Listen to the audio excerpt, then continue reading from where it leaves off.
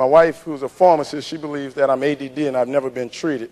So that's why I'm not using a podium. But she said I analyze things too much, and I usually just analyze my food to the end. By the time I get you analyzing, she said, look, I just don't want to eat. Let's leave.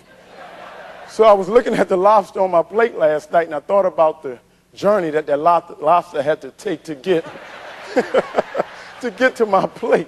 And I started to think about the lobster in his journey and how he matured as a lobster. And the funny thing about a lobster is that if we read and learn about a lobster, what we find out is that when a lobster becomes about a year old and a pound, the lobster reaches a dilemma in his life. The lobster has a dilemma because through his nature, the lobster has to shed his shell in order to grow and mature.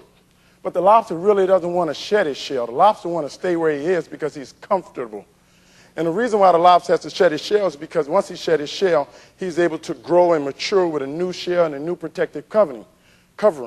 But the dilemma is that the lobster knows that it'll take at least 7 to 14 days to grow another shell. And the lobster has this lament because he doesn't want to shed this shell because he realized in the 7 or 14 days, he won't have the shell that once protected him. So now he's vulnerable. Now there's uncertainty. Now he's at risk. And he really doesn't want to deal with that. But the lobster knows he has no alternative.